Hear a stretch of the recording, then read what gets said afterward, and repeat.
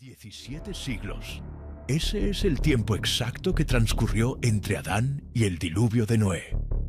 Pero la Biblia resume toda esa era en solo unos pocos versículos. ¿Por qué? ¿Qué sucedió en esos 17 siglos que Dios no quiso que supiéramos? Piénsalo. Desde Cristo hasta hoy han pasado poco más de 20 siglos. En ese tiempo hemos construido imperios, descubierto la electricidad, volado, llegado al espacio, creado Internet. Ahora imagina que alguien del futuro resumiera toda nuestra era en 3 párrafos. Había un hombre llamado Jesús, luego vinieron las guerras y entonces el fin. Toda nuestra ciencia, arte y tecnología borrados de la historia.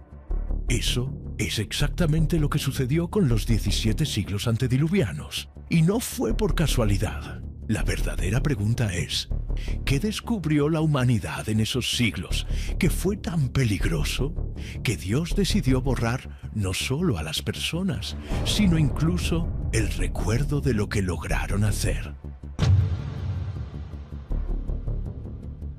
Génesis 4 nos da pistas. En los versículos sobre los descendientes de Caín se esconde el mayor secreto arqueológico, la primera supercivilización de la tierra. Y Caín conoció a su mujer, y ella concibió y dio a luz a Enoc, y él edificó una ciudad. Génesis 4:17. Vuelve a leerlo despacio.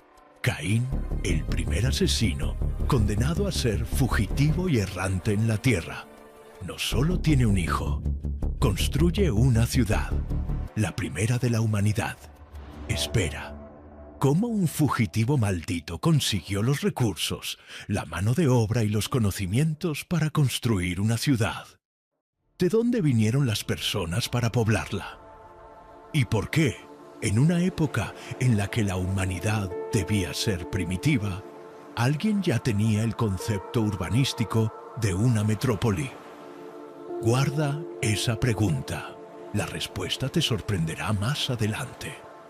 La respuesta está en la genealogía que sigue. No estamos leyendo solo nombres. Estamos leyendo el currículum de la primera revolución industrial de la historia. Y Lameque tomó para sí 2 mujeres. El nombre de una era Ada y el nombre de la otra Zila. Génesis 4:19. Lameque fue el primer polígamo, el primero en desafiar abiertamente el modelo establecido por Dios. Pero eso es solo el principio. Lameque tuvo 3 hijos, y cada uno fundó un área de civilización tan avanzada que sus efectos aún resuenan hoy en día. Y Ada dio a luz a Jabal. Este fue el padre de los que habitan en tiendas y tienen ganado. Génesis 4:20. Jabal no inventó el campamento. En hebreo, la palabra sugiere estructuras móviles sofisticadas, viviendas diseñadas para grupos grandes. Jabal desarrolló la primera ingeniería de vivienda de la humanidad. Creó sistemas arquitectónicos que permitían a comunidades enteras desplazarse y establecerse rápidamente. Era logística avanzada, ingeniería civil aplicada al nomadismo. Y el nombre de su hermano era Jubal. Este fue el padre de todos los que tocan el arpa y la flauta. Génesis 4:21. Jubal no inventó la música de fogata. Las palabras hebreas para arpa y flauta indican instrumentos complejos, con afinación precisa y construcción elaborada. Jubal desarrolló una acústica avanzada. Entendía las frecuencias, la resonancia, los armónicos. Pero, ¿por qué es esto importante? Porque la música en las culturas antiguas no era entretenimiento, era tecnología espiritual. La forma de conectarse con dimensiones más allá de lo físico, de inducir estados alterados de conciencia, de comunicarse con entidades espirituales. Jubal creó la primera interfaz tecnológica entre el mundo natural y el sobrenatural.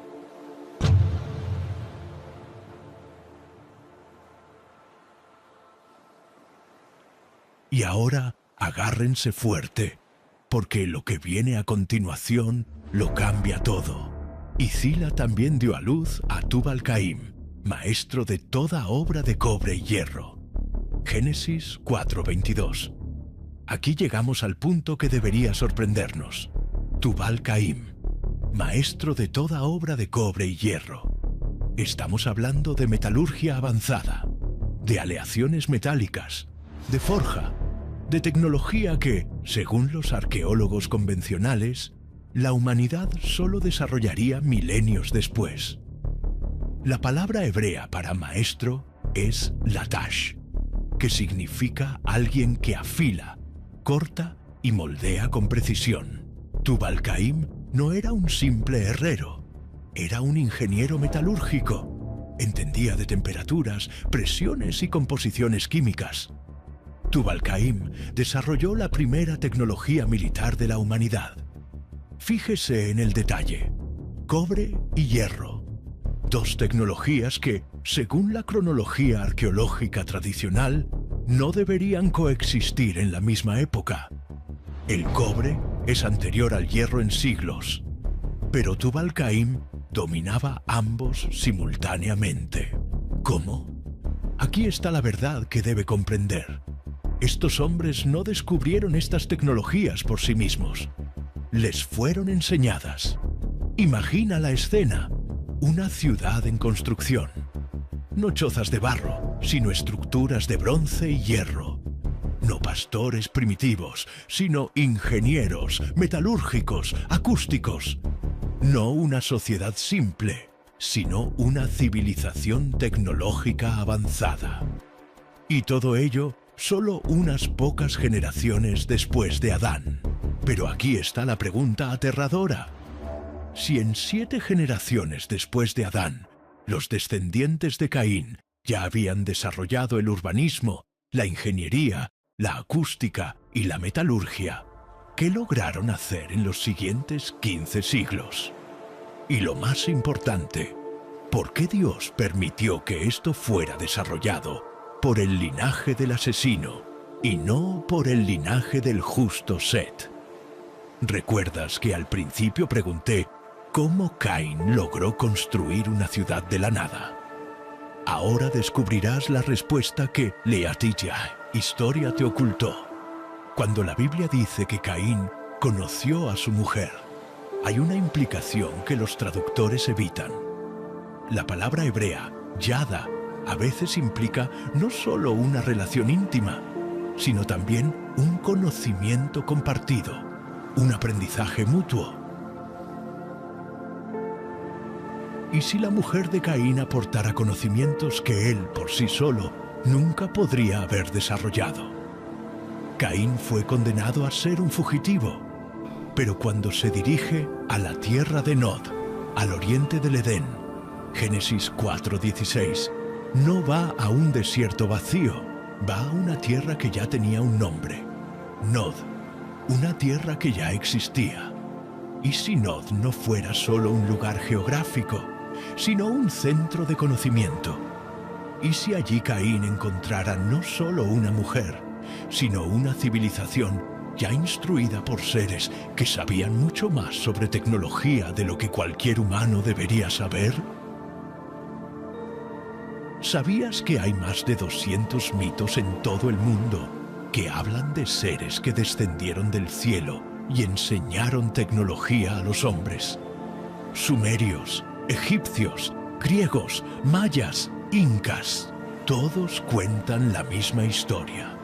¿Coincidencia?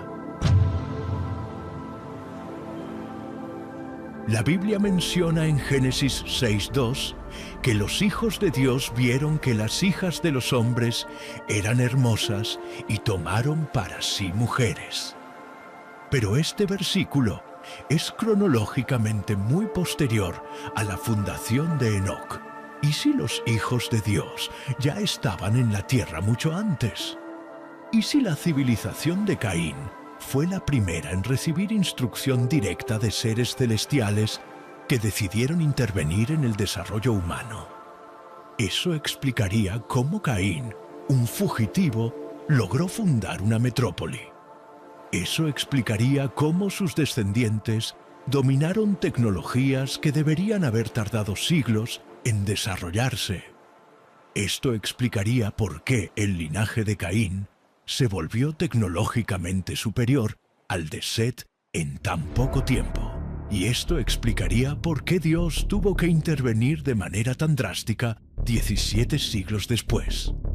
Porque cuando los seres celestiales comienzan a enseñar tecnología avanzada a los humanos que acaban de salir del jardín del Edén, el resultado no es progreso, es corrupción.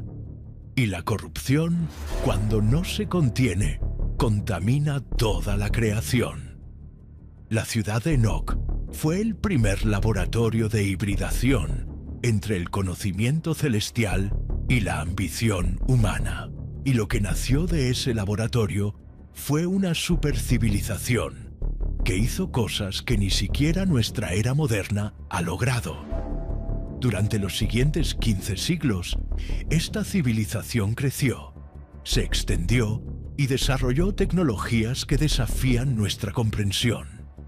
Y cuando Dios miró lo que se había convertido, vio que toda carne había corrompido su camino sobre la tierra. No era solo moral, era existencial. La propia definición de humano estaba siendo reescrita. ¿Y quién estaba detrás de todo esto? Esa es la historia que vas a escuchar ahora. La Tierra aún era joven, con bosques vírgenes y montañas que nunca habían visto la presencia humana. El hombre comenzaba a organizarse, pero había indicios de que algo más grande estaba sucediendo. Había maestros ocultos, profesores invisibles observando desde las alturas. La Biblia llama a estos seres hijos de Dios. El libro de Enoc los llama vigilantes, y la historia que protagonizaron es tan perturbadora que fue prohibida del canon oficial de las Escrituras. Según el libro de Enoc, unos 200 ángeles descendieron del cielo en la antigüedad. No vinieron en misión divina, no fueron enviados por Dios. Ellos eligieron descender. Liderados por Semiaza, hicieron un juramento en el monte Hermón. Abandonar el lugar celestial, tomar mujeres humanas y enseñar secretos prohibidos. El texto dice que tuvieron miedo. Semiaza advirtió: quizás solo yo sufra por la transgresión. Pero todos respondieron: hagamos un juramento y unámonos con maldiciones para no dar marcha atrás. Y así lo hicieron. 200 entidades de luz y poder se convirtieron en maestros rebeldes de la humanidad. Ahora presta atención a lo que enseñaron, porque esto conectará con todo lo que viste en el capítulo anterior. No vinieron a enseñar a adorar a Dios. Vinieron a traer tecnología prohibida. Azazel enseñó a los hombres a trabajar metales preciosos, forjar armas, crear armaduras, transformar minerales en poder bélico. ¿Recuerdas a Tubal-Caín? Ahora sabes quién le enseñó. Azazel también enseñó a las mujeres a usar cosméticos, maquillaje, adornos. No vanidad, sino magia de seducción. Semiaza enseñó encantamientos, fórmulas ocultas, artes de brujería. Baraquel reveló secretos de la astrología. Cocabel enseñó los signos de las estrellas. Penemue mostró las artes de la escritura, la manipulación de símbolos, el conocimiento para controlar las mentes. Sariel enseñó los movimientos de la luna y el control de los ciclos naturales. Cada maestro aportó conocimientos que parecían liberadores, pero que ocultaban una prisión. La Biblia resume en una frase lo que detalla el libro de Enoc. Los hijos de Dios vieron que las hijas de los hombres eran hermosas y tomaron para sí mujeres de entre todas las que eligieron. Génesis 6:2. No fue un matrimonio, fue una unión prohibida. Los seres celestiales se unieron a mujeres humanas, y de esa unión nacieron criaturas que nunca debieron existir. Los Nefilim, gigantes, seres híbridos, ni totalmente humanos, ni totalmente celestiales. Criaturas de estatura descomunal, inteligencia sobrenatural y apetito insaciable. El libro de Enoc describe: devoraron el trabajo de los hombres hasta que éstos no pudieron mantenerlos. Entonces los gigantes se volvieron contra los hombres para devorarlos. Sí, se convirtieron en depredadores de la propia humanidad. Ahora todo encaja. Si la estirpe de Caín ya tenía urbanismo, metalurgia y música espiritual, imagínate eso multiplicado por la enseñanza directa de los vigilantes. La humanidad no solo estaba evolucionando, estaba saltándose etapas enteras. En pocas generaciones ya existía el conocimiento de la astronomía, la magia, la metalurgia avanzada, las técnicas de guerra y la manipulación genética. Era como darle tecnología nuclear a un niño. Secretos cósmicos en manos de hombres que aún estaban aprendiendo a plantar trigo. Pero estos maestros no salieron impunes. El libro de Enoc dice que los ángeles santos, Miguel, Gabriel y Rafael, se presentaron ante Dios y clamaron: la tierra gime por la violencia de los hombres. Todo lo que los vigilantes han enseñado está corrompiendo la creación.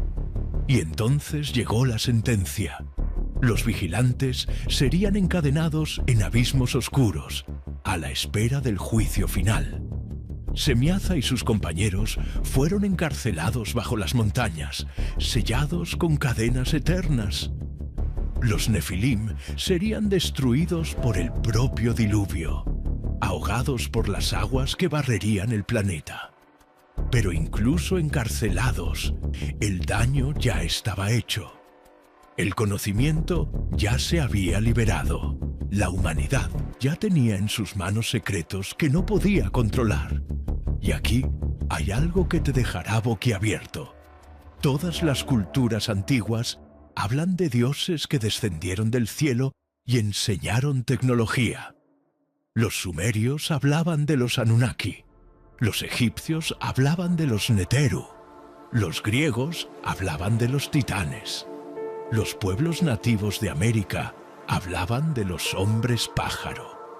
¿Y si todos se refirieran a la misma historia? No de dioses, sino de los vigilantes rebeldes. En el primer capítulo viste cómo Caín fundó una civilización avanzada. Ahora sabes quién realmente impulsó ese avance. Los vigilantes. No solo observaron, intervinieron, crearon híbridos, moldearon una supercivilización que creció durante los 17 siglos perdidos. Pero hay algo que aún no te he contado. Lo que construyeron con ese conocimiento era tan imposible que, hasta hoy, los científicos no pueden explicarlo. Y hay un detalle que debes saber antes de continuar. Imagina despertar en un mundo donde todo lo relacionado con la historia es incorrecto, donde las civilizaciones primitivas ya dominaban secretos que, hasta hoy, nuestra ciencia no puede explicar. Esto no es ficción, es la realidad de los 17 siglos perdidos. Los vigilantes no descendieron solo para casarse, descendieron para enseñar. Y lo que enseñaron hizo que la humanidad avanzara siglos en pocas generaciones.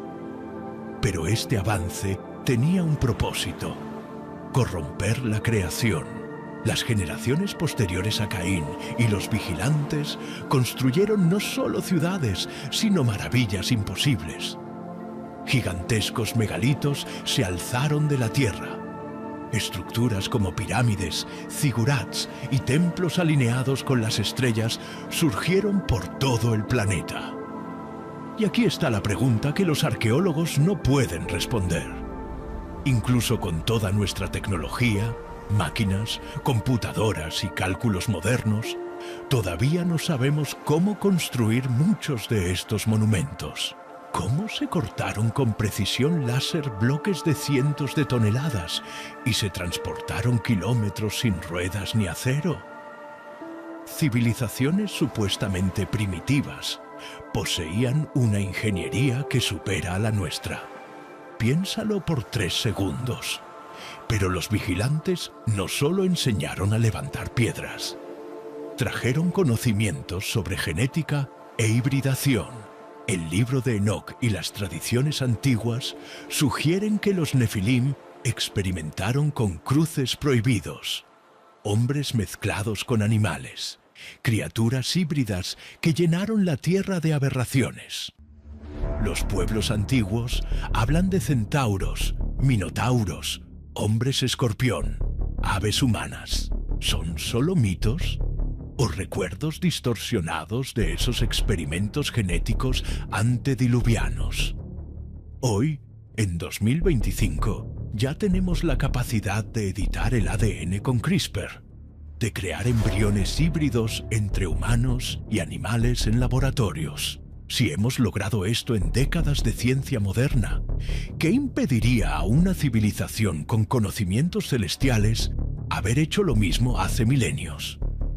¿Recuerdas al principio cuando dije que Dios borró 17 siglos por una razón? Ahora estás empezando a entender el motivo. Y no se detuvo ahí. Estos maestros enseñaron el control de los cielos y la tierra, conocimientos sobre meteorología, ciclos lunares, astronomía. No para contemplar, sino para manipular la creación. Los textos antiguos hablan de pueblos que controlaban las lluvias, que hacían caer fuego del cielo, que manipulaban los vientos. Imagina una civilización que ya dominaba formas primitivas de ingeniería climática. Hoy en día, con satélites y supercomputadoras, apenas podemos predecir el clima de una semana. Y ellos, sin nada de eso, ya realizaban hazañas de manipulación atmosférica. Un líder que controlara el clima sería visto como un dios. Y tal vez ese sea el secreto. Los vigilantes se hicieron adorar como dioses, porque entregaron al hombre las llaves del poder que solo pertenecían al Creador. Pero lo más aterrador aún no lo ha oído. Estos hombres no solo aprendieron a manipular la genética o el clima, abrieron portales espirituales. El libro de Enoc y las tradiciones sumerias hablan de portales entre dimensiones, lugares donde el cielo y la tierra se tocaban. Los zigurats se llamaban puertas de los dioses. El propio nombre Babel significa puerta de Dios. No es una metáfora. Estamos hablando de tecnología espiritual.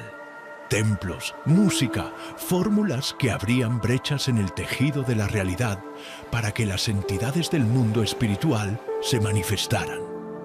Y si todos los esfuerzos posteriores por construir torres, templos o estatuas para invocar a los dioses fueran ecos de una ciencia antediluviana olvidada, transmitida como religión. Esos 17 siglos no fueron solo crecimiento cultural, fueron un salto tecnológico y espiritual tan grande que Dios tuvo que intervenir. Imagínese, ingeniería avanzada, manipulación genética, control del clima, portales dimensionales, armas de guerra sofisticadas. Todo esto en manos de hombres moralmente corruptos, guiados por ángeles rebeldes. Nosotros, con toda nuestra ciencia, aún no hemos alcanzado todo lo que ellos tenían. Eso explica por qué tantas ruinas antiguas parecen imposibles. Eso explica por qué las mitologías de todos los pueblos hablan de las mismas cosas. Gigantes, dioses que descendieron, monstruos híbridos, templos cósmicos. No eran leyendas, eran recuerdos de una civilización real. Una civilización prohibida. Pero había un problema mayor. Esa tecnología no solo era peligrosa para los hombres, era una amenaza para el propio plan de Dios. Porque si la humanidad corrompía totalmente el ADN, si toda la carne se contaminaba, no habría espacio para el nacimiento del Mesías. La promesa de un Salvador, hecha en el Edén, corría el riesgo de ser destruida. Por eso Génesis 6 dice: Dios miró la tierra, y he aquí que estaba corrompida, porque toda carne había corrompido su camino sobre la tierra. Toda la carne. No solo la moralidad, sino la propia esencia biológica de la creación estaba siendo adulterada. Y cuando eso sucedió, Dios no tuvo otra opción. Lo que vino después no fue solo un castigo, fue una cirugía cósmica, un mundo donde la violencia no era la excepción, sino la regla, donde los gigantes caminaban entre los hombres, devorando sus cosechas, animales y familias, donde los sacerdotes entonaban cánticos para abrir portales a entidades, donde los reyes eran adorados como dioses, sostenidos por monstruosos híbridos. Así era el mundo antes del diluvio. Una civilización tan poderosa y corrupta que el propio Creador declaró: ¡basta! Pero el problema no era solo moral, era existencial. La propia definición de lo que significa ser humano estaba en peligro. El texto bíblico es directo. Y vio Dios la tierra, y he aquí que estaba corrompida, porque todo ser viviente había corrompido su camino sobre la tierra. Génesis 6:12. Toda la carne, no solo la humanidad, sino también los animales, las criaturas, incluso el orden biológico de la creación, estaba siendo alterado. Los híbridos eran solo la cara visible de una corrupción que afectaba al ADN de toda la Tierra. No era solo violencia, no era solo idolatría, era un ataque directo al proyecto original de Dios. El libro de Enoc describe cómo los hombres clamaron a los cielos, incapaces de resistir la tiranía de los gigantes. Los Nefilim, con su apetito insaciable, devastaron campos, destruyeron ciudades y convirtieron el planeta en un campo de sangre. Entonces los ángeles fieles, Miguel, Gabriel, Rafael y Uriel, llevaron el clamor ante Dios. Dijeron: la tierra gime. Los hombres no pueden soportar el peso de esta corrupción. Incluso los cielos han sido mancillados por las abominaciones de los vigilantes. Y llegó la sentencia. Primero, contra los vigilantes. Serían encadenados en abismos oscuros, privados de la luz hasta el día del juicio final. Semiaza y sus compañeros fueron encarcelados bajo las montañas, sellados con cadenas eternas. Después, contra los Nefilim. Dios no permitiría que su descendencia contaminara la tierra para siempre. Serían destruidos por el propio diluvio, ahogados por las aguas que barrerían el planeta. Pero había un plan de preservación. Dios miró y encontró a un hombre. No era un gigante, no era un híbrido, no era alguien corrompido por el ADN alterado. Era un hombre puro en su generación. Noé. La palabra generación en Génesis 6:9 no se refiere solo a la moralidad. El término hebreo Toledot puede significar linaje, descendencia. Noé no solo era justo espiritualmente, era genéticamente íntegro, sin contaminación de los vigilantes. Y aquí hay un detalle que lo cambia todo. Noé fue elegido no solo porque era bueno, sino porque era la última garantía de que el plan mesiánico no se vería interrumpido. Si toda la carne se corrompiera, no habría linaje puro para el nacimiento de Cristo. Pero antes de que llegaran las aguas, Dios decretó algo terrible: el fin de toda la civilización. Ciudades, monumentos, templos, tecnologías, música, armas, portales. Todo debía ser borrado. Y tal vez esa sea la parte más impactante. El diluvio no fue solo un castigo, fue un reinicio. Hombres y mujeres contemplando cómo se oscurecían los cielos. Nubes cargadas, truenos nunca vistos, relámpagos que iluminaban ciudades enteras. Los gigantes, en su arrogancia, tal vez se burlaban, creyendo que nada podía destruirlos. Pero cuando las fuentes del abismo se rompieron y las compuertas del cielo se abrieron, no hubo ejército, magia o tecnología que resistiera. Imagina el pánico. Los templos siendo tragados, megalitos cayendo como juguetes, híbridos luchando por sobrevivir, pero siendo tragados por las olas, sacerdotes clamando a los dioses que nunca respondieron. Y en medio de todo eso, solo una familia a salvo dentro de un arca. Pero el juicio no se detuvo en la destrucción. Llevaba un mensaje para el futuro. Los hombres que sobrevivieron al diluvio llevaron consigo fragmentos de la memoria de esa era. Es por eso que las culturas de todo el mundo tienen mitos sobre grandes diluvios, gigantes que perecieron, dioses aprisionados. Cada pueblo guardó pedazos de la verdad, como ecos de un trauma colectivo. La lección era clara. Cuando la humanidad intenta ser como dioses sin Dios, el resultado es siempre la destrucción. Y aquí llegamos a la pregunta inquietante. Jesús dijo en Mateo 24:37, así como fue en los días de Noé, así será también la venida del Hijo del Hombre. ¿Qué significa esto? Si los días de Noé estuvieron marcados por la hibridación, la corrupción genética, la violencia, la idolatría y la manipulación espiritual, estamos viviendo algo similar hoy en día.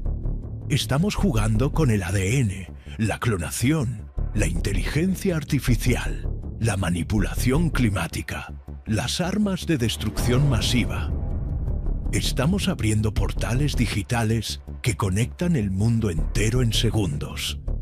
Estamos cada vez más cerca de repetir la arrogancia de los vigilantes. ¿Y si el ciclo está a punto de cerrarse? Guarda esa pregunta. Ya llegaremos a eso. Un mundo silencioso, sin ciudades, templos, gigantes caminando entre los hombres. Solo un inmenso océano que lo cubre todo. Un horizonte sin fin, cielo y agua. Esa fue la realidad de Noé cuando terminó el diluvio. Pero el diluvio no fue solo un castigo, fue un reinicio divino. Dios no solo destruyó la civilización antigua, borró sus huellas, como si dijera, lo que construyeron sin mí no debe permanecer. La Biblia relata, y las aguas prevalecieron sobre la tierra 150 días. Génesis 7:24. Casi 5 meses de mundo sumergido. Sin ciudades, sin monumentos, sin seres híbridos. Toda la gloria antediluviana sepultada bajo toneladas de lodo y agua. ¿Y recuerdas aquella pregunta del principio? ¿Por qué Dios borró 17 siglos enteros de historia? Ahora tienes la respuesta. Porque lo que ocurrió allí no debía ser recordado. No debía repetirse. Por eso se borraron los 17 siglos. No quedaron bibliotecas, no quedaron templos, no quedaron archivos, solo ruinas enterradas que aún hoy nos confunden. Quizás esa sea la razón de tantas construcciones imposibles repartidas por el mundo. Pirámides, megalitos, templos subterráneos, fragmentos de una era que Dios quiso ocultar. Cuando bajaron las aguas y el arca descansó sobre los montes de Ararat, Noé y su familia no solo estaban sobreviviendo, estaban reiniciando la humanidad. Era como si Dios dijera, sois la nueva creación, olvidad lo pasado, empezad de nuevo. Y lo primero que hizo Noé al salir del arca no fue construir una ciudad, no fue levantar un palacio, no fue fundar una civilización tecnológica. Construyó un altar. Y Noé edificó un altar al Señor, y tomó de todo animal limpio y de toda ave limpia, y ofreció holocaustos sobre el altar. Génesis 8:20. Relacionemos esto con lo que vimos en el primer capítulo. Mientras que Caín construyó una ciudad y un sistema humano, Noé construyó un altar y adoró al Creador. La diferencia entre las dos civilizaciones está aquí. Una comenzó con la tecnología, la otra comenzó con la adoración. Y fue en ese momento cuando Dios hizo un pacto. Estableceré mi pacto con ustedes, y nunca más será destruida toda carne por las aguas del diluvio. Génesis 9:11. Y como señal de esta alianza, puso el arco iris en los cielos, no como simple belleza, sino como recordatorio eterno de que nunca más habría un reinicio global por medio de las aguas.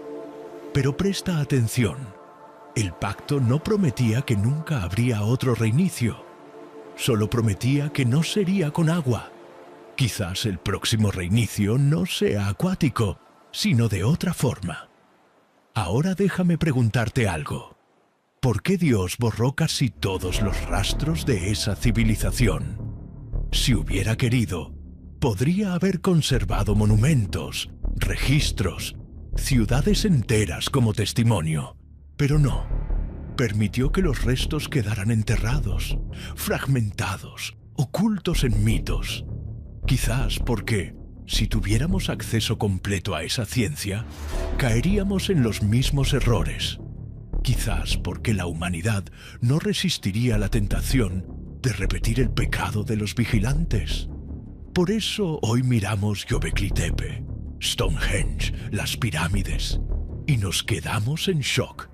Sabemos que algo no cuadra en la cronología, pero no tenemos todas las piezas. Dios quiso que fuera así, y aquí está el paralelismo aterrador. Al igual que Dios reinició el mundo antiguo, Jesús advirtió que el fin de los tiempos sería como en los días de Noé. Es decir, antes del fin habrá nuevamente una era de corrupción genética, violencia, idolatría tecnológica y contacto con entidades espirituales. Una era tan peligrosa que requerirá la intervención directa de Dios. Estamos manipulando el ADN, clonando seres, hablando de editar embriones, creando inteligencias artificiales que piensan por sí mismas, explorando el espacio en busca de contacto con otros seres. ¿No te suena familiar? Y recuerda, cuando Noé salió del arca, no reconstruyó el mundo antiguo. Comenzó algo nuevo. Esta es la mayor lección del diluvio. Dios no restaura lo que está completamente corrompido. Lo borra y lo crea de nuevo. Esto debería hacernos temblar, porque si el mundo actual repite la corrupción de los 17 siglos, tal vez el próximo reinicio esté más cerca de lo que imaginamos. Pero hay algo que aún no te he contado. Esos 17 siglos pueden haber sido borrados, pero dejaron ecos, fragmentos de memoria esparcidos por todas las culturas antiguas. Y cuando juntas esas piezas, la historia se vuelve imposible de negar. Imagina mirar a la Tierra y ver que no queda nada. La civilización de los gigantes, las ciudades de los vigilantes, los templos alineados con las estrellas, todo sumergido. Lo que llevó a Dios a borrar 17 siglos de historia no fue solo la maldad de los hombres, sino la certeza de que toda la creación se había corrompido hasta el límite.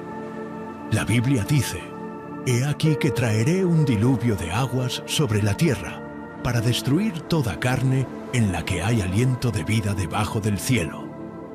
Génesis 6:17. No era solo un castigo, era una cirugía cósmica. La infección se había extendido demasiado. El ADN humano, los animales incluso la tierra, estaban contaminados. El reinicio era inevitable. Noé fue elegido no solo porque era justo, sino porque su linaje era íntegro. Él era la última garantía de que el plan mesiánico no se vería interrumpido. Mientras toda la civilización era borrada, Dios preservaba un hilo de esperanza dentro del arca. Y cuando bajaron las aguas, llegó la promesa. Nunca más el mundo sería destruido por las aguas. El arco iris brilló como un recuerdo eterno. Pero la promesa no decía que Dios nunca más intervendría. Solo decía que no sería con agua.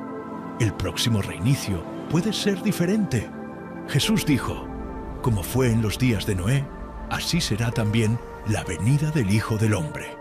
Mateo 24:37. Ahora conecta todo lo que has visto hasta aquí. ¿Qué quiso decir?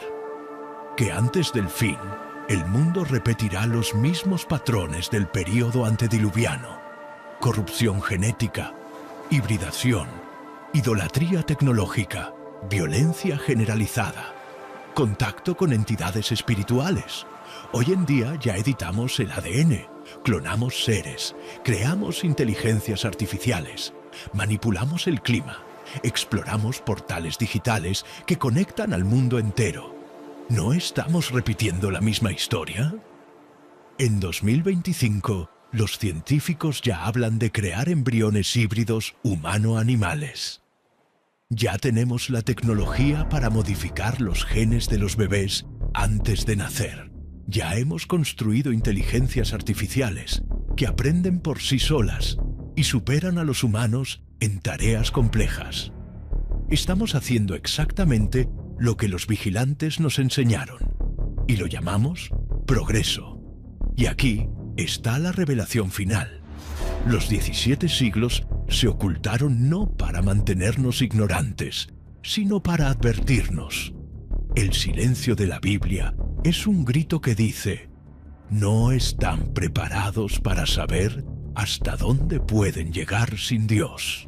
Pero los fragmentos que han sobrevivido en los mitos, en las ruinas, en los registros antiguos, están ahí como recordatorio. Ya lo hemos hecho antes. Y el final no fue la gloria, sino la destrucción. Piensa en el arco iris. Es una señal de promesa, pero también de límite. Un recordatorio de que Dios es paciente, pero no indefinidamente. Y si Jesús dijo que el fin será como en los días de Noé, tal vez estemos a un paso de repetir el ciclo. ¿Recuerdas al principio cuando pregunté qué quiso ocultar Dios al borrar 17 siglos? Ahora lo sabes. No lo ocultó para privarnos. Lo ocultó para protegernos. Porque si tuviéramos acceso completo a ese conocimiento, haríamos exactamente lo que ellos hicieron. Y el resultado sería el mismo. Noé tenía un arca. Nosotros solo tendremos una opción: permanecer en Cristo o perdernos en el nuevo diluvio, no de aguas, sino de fuego, de juicio, de colapso global. Este es el mensaje que esconden los 17 siglos. La historia no fue borrada por casualidad. Fue borrada porque está a punto de repetirse. La civilización de Caín comenzó con una ciudad construida sin Dios. Los vigilantes trajeron el conocimiento prohibido. Los Nefilim corrompieron toda la carne. Y el mundo entero tuvo que ser reiniciado. Pero Noé construyó un altar.